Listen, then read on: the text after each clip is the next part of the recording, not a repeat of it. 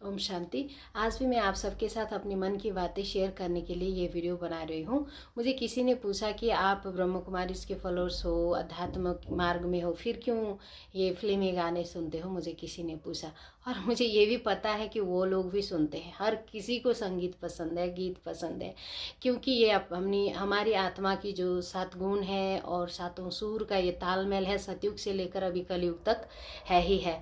उसमें जो शब्द प्रयोग होता है, जो लिरिक्स होती है संगीत में, वो क्या होता है, एकदम बेहद में जा कर के लिखा हुआ होता है, मुझे जहाँ तक लगता है।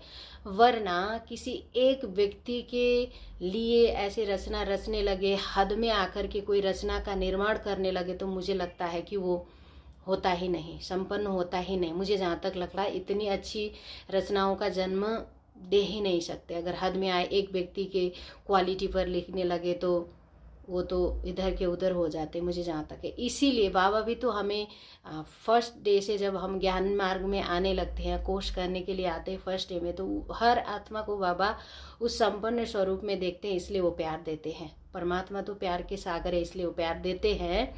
पर हमें भी वो मतलब फ़कूर से, या मतलब एकदम से सीना तान के हम बाबा के घर जाते हैं। वरना तो हमारी जो भी पास्ट कर्म हमारी दिखा दे भगवान, और उसी हिसाब से ट्रीट करने लगे, तो हम यहाँ तक पुरुषार्थ भी नहीं कर पाते, है ना। वो बात अलग है। तो संगीत भी इसी हिसाब से रची जाती है, तो किसी एक के लिए तो नहीं लिखा है।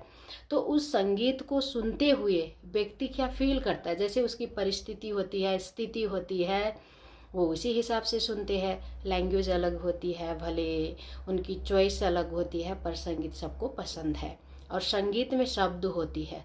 भक्ति मतलब सतयुग से लेकर के कलयुग तक आते आते, जैसे भक्ति मार्ग में हमने इतने अच्छे अच्छे भजन बनाए, उसमें भगवान के विषय में हमने लिखा। शब्द भगवान के गुण विशेषता, देवताओं के गुण विशेषताओं के बारे में चर्चा हुई।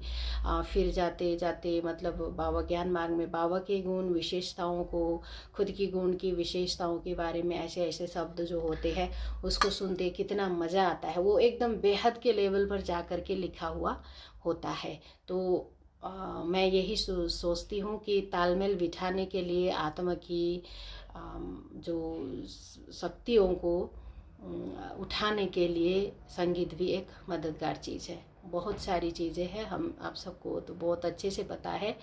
और संगीत बहुत, उसमें संगीत मुझे लगता है कि बहुत महत्वपूर्ण स्थान संगीत का है। तो मुझे बहुत पसंद है, मैं सुनती हूँ। और मैं भी गीत संगीत की जो शब्द होती है उसको मैं उसी हिसाब से सोचती हूँ कि मैं बाबा को भी याद कर सकती हूँ। चाहे फिल्मी गाना सुनूँ, उसके जो शब्द होते हैं वहाँ